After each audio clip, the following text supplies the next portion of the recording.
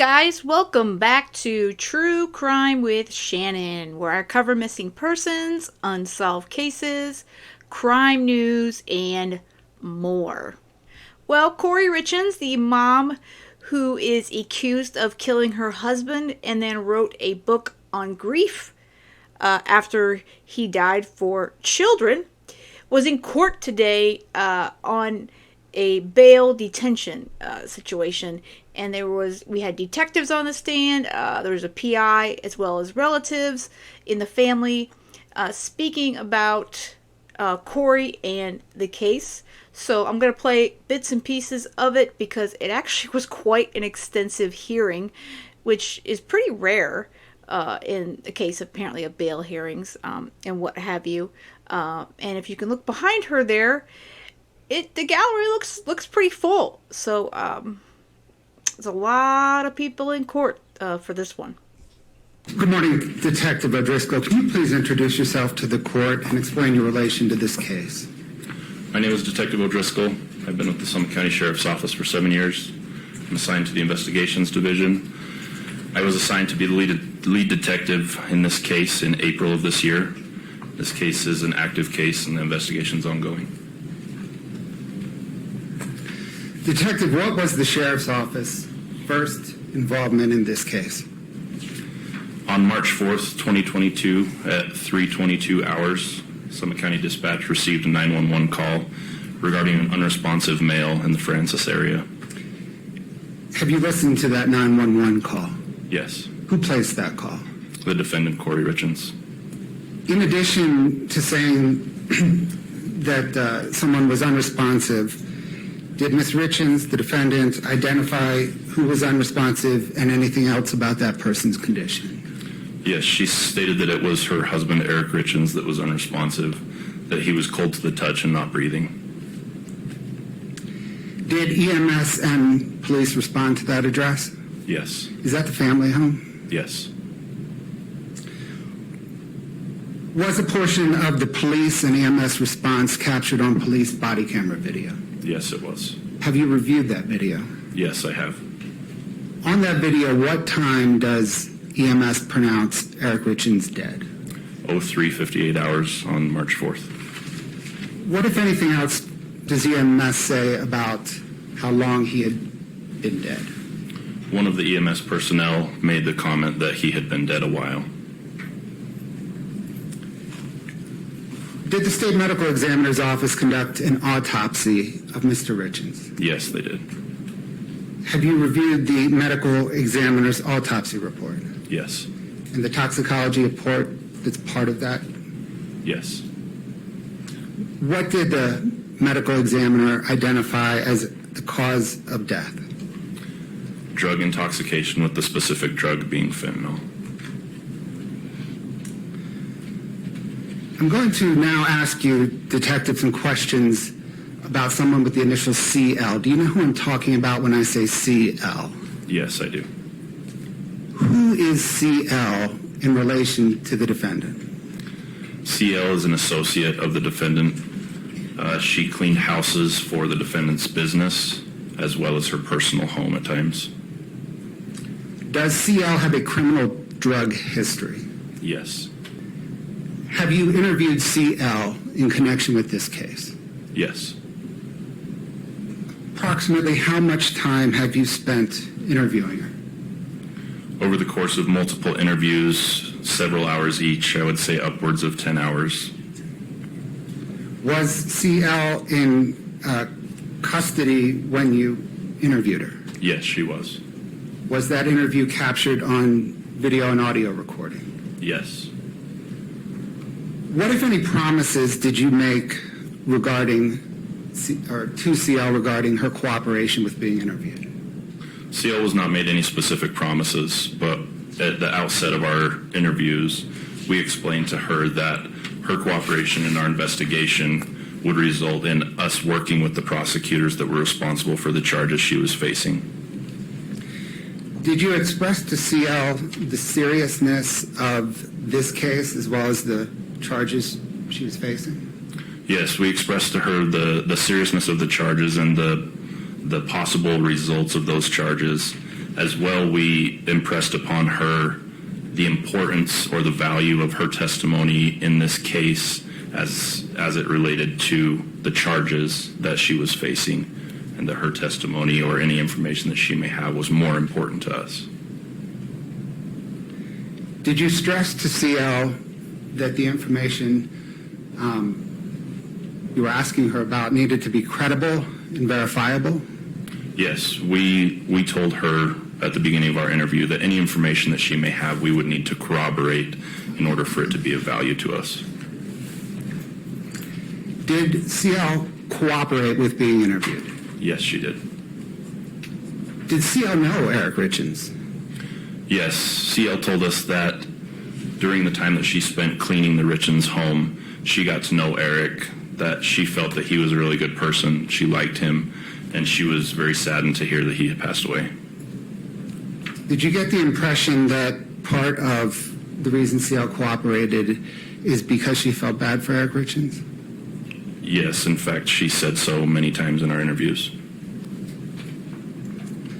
Detective, I want to turn now to what, if anything, CL told you about the defendant requesting that CL purchase fentanyl for the defendant. What did CL tell you? In our interviews, CL told us that in early 2022, the defendant reached out to her either by phone call or text message requesting that she procure fentanyl for what the defendant reported was an investor who had a back injury. And upon the defendant asking CL to get fentanyl, what did CL do? CL told us that she reached out to an acquaintance of hers, acquaintance one, and requested that she introduce her to somebody that could sell her fentanyl. Did acquaintance one introduce CL to someone that could sell CL fentanyl? Yes, CL said that acquaintance one provided her with a phone number of another acquaintance, acquaintance two, who was someone that she knew could sell CL fentanyl. And did CL say that she ultimately contacted acquaintance two? Yes, she did. What, if anything, did CL say about purchasing fentanyl from acquaintance two? CL told us that she contacted acquaintance two after receiving his phone number and asked to arrange to meet to purchase some fentanyl from him. She stated that sometime in February, she believed she met up with acquaintance two at a Maverick gas station in Draper and purchased from him 15 to 30 round green-blue pills, which she understood to be fentanyl. Using phone records through the course of your interview with CL, were you ultimately able to narrow down on what that date was in February that CL purchased fentanyl from acquaintance two at the Maverick in Draper? Yes, based on forensic evidence, we were able to determine that that date was February 11th, 2022. What, if anything, did CL say about what she did with the fentanyl pills that she purchased from acquaintance two? CL told us that after purchasing the pills from acquaintance two, she returned home to her house in Heber. She said that either later that night or the next day, the defendant met her in the driveway of that home and did a hand-to-hand exchange of pills for cash. So the detective gave us kind of an overview. He was on the stand, I believe, about an hour. And again, I will include the links to all this if you guys would like to listen to all the testimony, which again, I do find interesting. It's piecing this whole case together. Now, this is a PI who used to be a police officer. What is your role in the case that brings you to court today? I was retained by the Summit County Attorney's Office to evaluate digital evidence in this case. And what evidence have you reviewed? I reviewed several cell phone downloads or extractions. I've reviewed and analyzed call detail records and some social media records, things like that. Did you analyze forensic extractions of an iPhone belonging to the defendant that was seized April 13th of 2022? I did. Does it contain digital information pertaining to the night of March 3rd and into the morning of March 4th, 2022? It does. What does that phone show? Well, let me ask it this way. What is the last time that that phone is used on March 3rd of 2022? The last activity reported on the defendant's phone is an activity device movement at 22:33 hours or 10:33 p.m. on March 3rd. When was the next time that that phone was used? The phone was inactive and then ultimately unlocked at 3:07 a.m. on March 4th, 2022. Was there anything that happened between those two timeframes? On that device? On No. that device? No.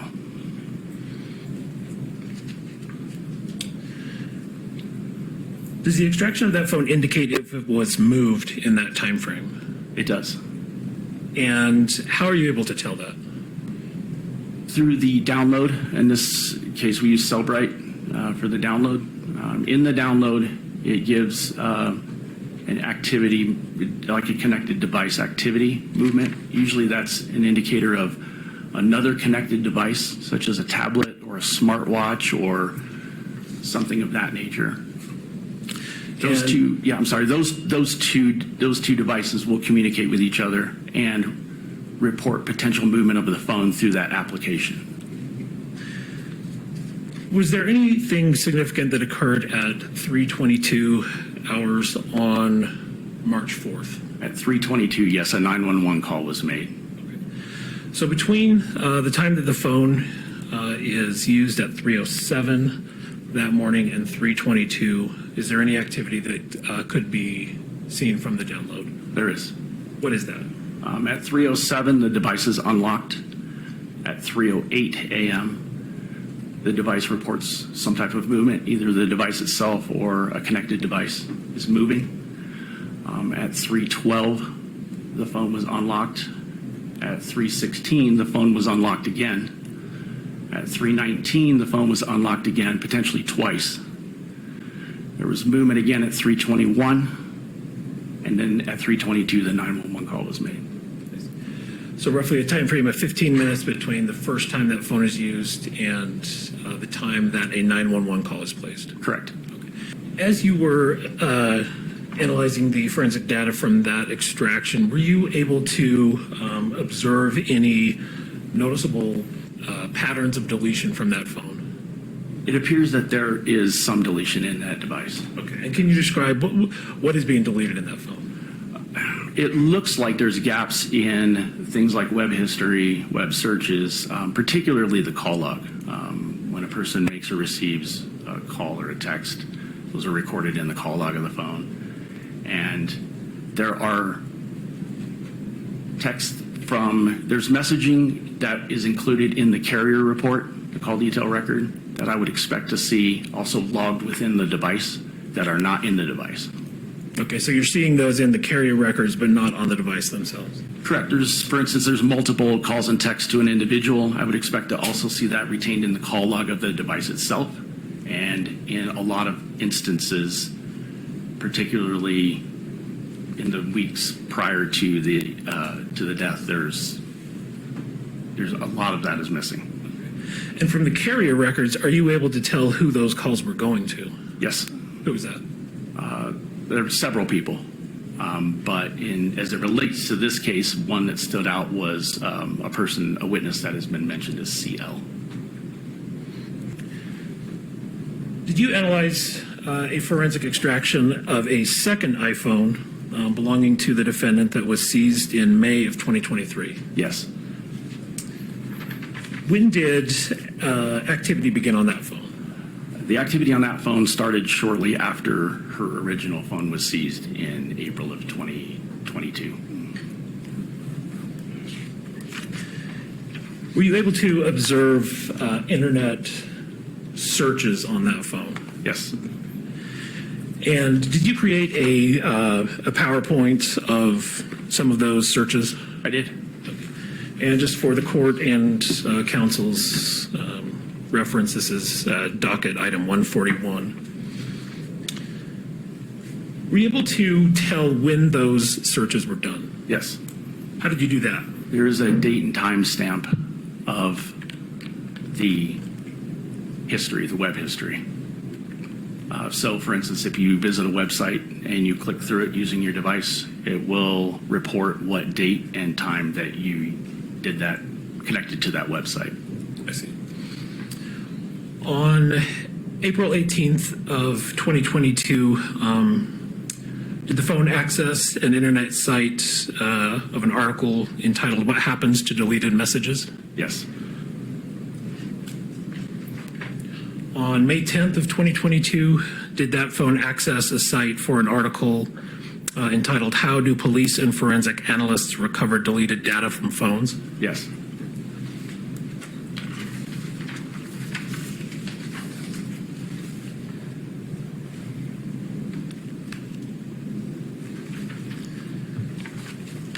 Did that phone was a query placed in that phone, quote, "Can cops, period, uncover deleted, period, messages, iPhone," close quote? Yes. Did that phone search, quote, "How to, period, permanently delete information from an iPhone remotely," close quote? Yes. Did that phone search, quote, "Luxury prisons for the rich in America"? It did. Did that phone search, quote, "If someone is poisoned, what does it go down on the death certificate as," close quote? Yes. Were you able to tell when those things were searched? The search themselves, there was no date and time reported for the individual search. However, I found corresponding websites to those searches that did have the dates and times in the web history. And was there a certain time frame that these searches were made? They were. Can you describe what that was? It's typically between, well, shortly after her original phone was seized. So from middle of April of 2022 through, memory serves me right, about August of 2022, off and on. Thank you. And the final clip is going to be the sister of Eric Richins speaking about the defendant supposedly attacking her. Dear Judge Mrazek, I'm here today to represent my brother, Eric Eugene Richins, whose life was taken in a senseless act of poisoning on March 3rd, 2022. His wife, the defendant, has been accused of committing this crime. If she is found guilty, she has committed the ultimate act of betrayal. Eric is gone, and I am brokenhearted. He was my best friend and protector. The feeling of loss is so great it is visceral. And with the sorrow comes a wave of panic at not being able to see him again. I can never talk to him, never hug him again, and never more be a part of his life. Eric's world revolved around his family, his love for hunting, the family cattle ranch, and his intense drive as a successful entrepreneur. Being born into the Richins legacy shaped Eric's formative years and resulted in a lifetime of hard work, dedication, and fierce loyalty. At an early age, Eric learned the joys of keeping horses and cows around. He spent countless hours helping our dad work the ranch, hauling hay, feeding the animals, and mending fences. He loved our family unconditionally and was a devoted son, brother, uncle, and father. Eric was a family man who always strove to be the absolute best father and husband. He was an attentive and loving father to his 3 sons and a devoted husband to his wife of almost 9 years, Kouri, the defendant. Eric did absolutely everything in his power to provide his family and his 3 sons with every possible opportunity to learn, grow, and have fun. He was the coach or assistant coach on all his boys' teams, which included soccer, basketball, and baseball. He spent countless hours coaching and teaching the boys to play aggressive and give it their all. Eric truly cared about every single child he coached and wanted the absolute best for all of them. There was never a dull moment when you were around Eric, whether it was him showing up to a family dinner with no socks or the sleeves torn off of his shirt, because he had to make an emergency bathroom stop along the way, or his calling to tell you he rolled the four-wheeler for the upteenth time is stuck and he needs you to come get him. It was never boring. Eric loved to have fun and always wanted to make sure everyone else did as well. He owned almost every motorized toy possible, from four-wheelers and side-by-sides to trucks and snowmobiles, and was so excited to share those with his sons. He had the perfect combination of business sense and foresight. He built a very successful masonry business from the ground up and helped many friends do the same. He had a special ability to build close relationships with everyone he worked with, which really allowed his business to thrive. Eric loved every aspect of his job, but most of all, he loved the people he worked for and those he worked with. Eric faithfully supported organizations that he truly believed in. He never was one that wanted recognition or accolades. He did most things anonymously and without recognition. Eric was a true champion of all people. It did not matter if you were an employee, friend, family, or the next random person walking down the street. If you needed anything, you could count on him. He truly cared about each person he met. Eric loved fully, laughed loudly, and lived life with reckless abandon. He enjoyed great adventures to far-off places, but also cherished the small and finer things in life. No obstacle was too great for Eric. He simply viewed each one as a challenge. No peak was too high, and the next adventure was always just around the next bend. Words cannot describe the loneliness and loss that is felt in every heart that was lucky enough to know him. Eric was such an inspiration and role model for us all. His loss has created a Grand Canyon-sized hole in this community.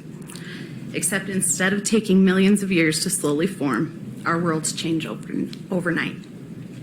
His three boys' entire worlds and their perspectives on life changed. None of our lives will ever be the same. Eric died under horrendous circumstances. I am tormented at the thought of what he endured. I play it out in my mind. I go through the terrible sequence of events. I wonder when he realized he was in mortal danger.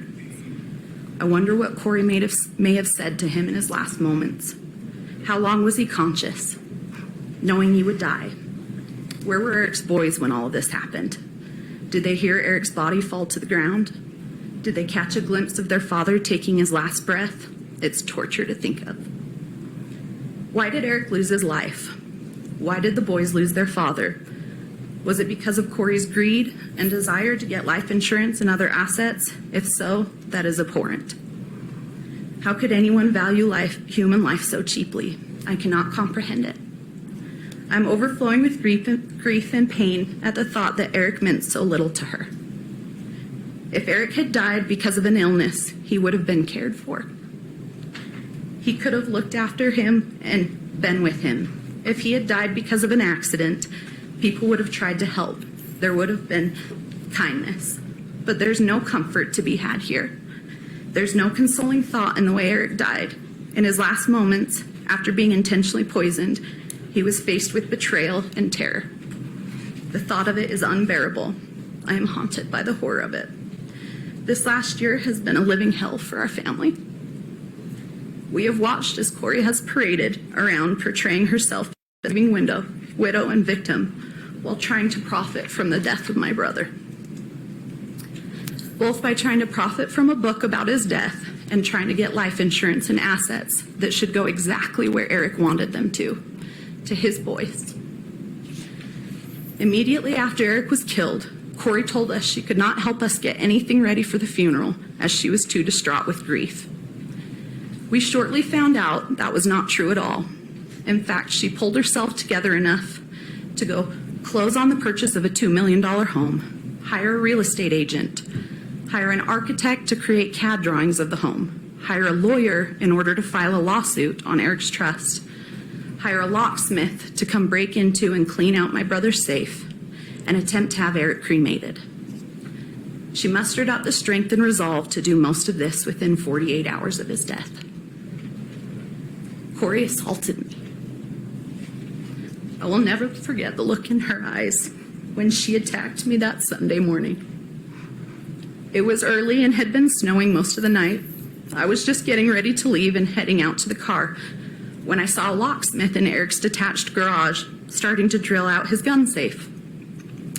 I asked Kouri multiple times why we could not just call my dad for the code. I could not understand why she was breaking into and ruining Eric's safe. To this, she screamed at me at the top of her lungs, called me some inappropriate things I cannot share with you here, and then told me to get out of her house. It was then that I told her that she could not kick me out of my brother's house. My sister Katie was now the executor of Eric's trust and estate, and just like Eric, she would not want the defendant breaking into his gun safe. Kouri looked at me with pure hatred and rage. I was messing up her plan. I was getting in her way, and because of that, she attacked me. She punched me in the face and neck multiple times. It took 4 people to pull her off me that day. Before the funeral, Kouri opened a bank account and asked everyone that was grieving to send her money instead of sending the family cards and flowers. It was not even 2 weeks after Eric's passing that we were told she had taken down all but one photo of my brother and removed all his clothing from the house. Kouri put together a golf tournament in Eric's name 2 months after his death on what would have been his 40th birthday and told his family, all of us, that we were not allowed to attend. Since Eric's death, it has come to our attention that Kouri took out multiple life insurance policies on Eric without his knowledge. It appears that she forged his signature on various documents, assigned herself as Eric's durable power of attorney, inappropriately diverted money from his business to herself, and assigned herself as beneficiary of Eric's portion of our mother's retirement account. I should also not forget to mention the multiple life insurances she has taken out on the boys. Her most recent business venture was authoring a children's book about how to help grieving children cope with the loss of the death of a parent. In this book, she had the audacity to use the boys' real names and even use their last family portrait. Her behavior gives me great concern, as she has exploited the boys for money and will likely do so again. In addition, Kouri has weaponized Eric's children, manipulating my dad to do or not do things by threatening to cut him out of their lives if he did not capitulate to her demands. She similarly deprived the boys of contact with myself, my sister, and her daughters, unless we agreed to give her the money in Eric's trust. Money that Eric wanted to go to his 3 children. As if that were not enough, I have been told that Kouri started telling their 3 little boys that none of Eric's family or friends loved them. She apparently told them none of us cared for them or wanted to be around them, even though that is the exact opposite of what was happening. We all want nothing more than to be there for those 3 little boys, my nephews, yet Kouri has made sure to cut us out of every aspect of their lives. This is all just a brief summary and the start of what our family has been through over the last year. We have scarcely gone a day without finding out some new allegations or evidence regarding something Kouri appears to have maliciously done to attack and undermine my brother, his 3 little boys, and our family. We have all been there since the beginning of Kouri's and Eric's relationship. I was there on one of their first dates. We were there at the wedding. We were there when each of the boys were born. We have been there for every birthday party, school graduation, and rodeo. We welcomed her into our family and treated her as one of us. Not only did she betray our brother, it feels as though she has murdered and taken away a part of our souls as well. Because of her actions, there has not been a day that has gone by we have not lived with paralyzing anxiety and fear, worrying for the boys' lives as well as our own. I may be naive, but I never knew evil like this existed. If Kouri was in fact willing to kill Eric for money, who's to say that what she will not do? Who would be next? Kouri was in a desperate financial situation when Eric was killed, and that situation seems even worse now. We understand that she has defaulted on loans and is already a defendant in other lawsuits based on her financial misdeeds. I am truly concerned that she will stop at nothing to dig her way out of the problems, including murder.